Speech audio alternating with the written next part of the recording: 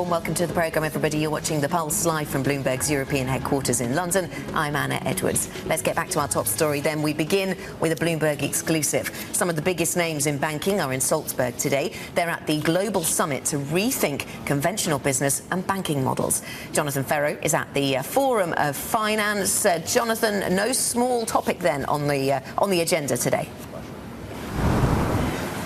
Thank you very much, Anna. Starting to develop into a beautiful morning here in Salzburg. Very laid-back feel to what's happening here. And I've got a very special guest for you. It's Douglas Flint, the chairman of HSBC. Douglas, thank you very much for joining us this morning. Financial stability is the big issue here. It's what everybody's talking about. We see more stress tests, more regulation coming from various geographies.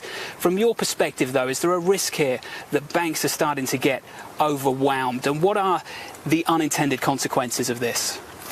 Well, I think the stress tests have added a really important dimension to the whole capital framework. I mean, we've now got capital looking at risk weighting, looking at leverage based on stress testing. So it's adding another prism.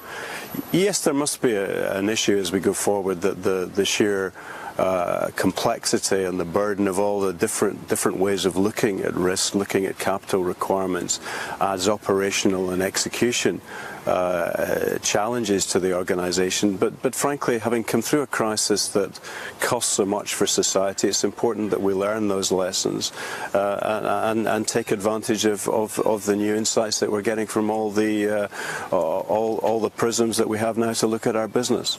Could the unintended consequences be, though, that we now face a period of outright risk aversion from banks across much of Europe?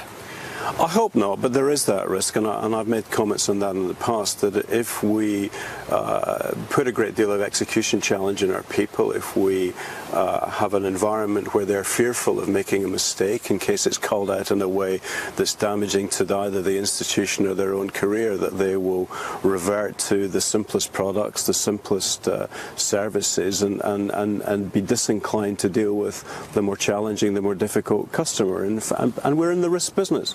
So we must be very careful that we don't institute a risk aversion kind of philosophy within the organisation, and that's really all about leadership and training.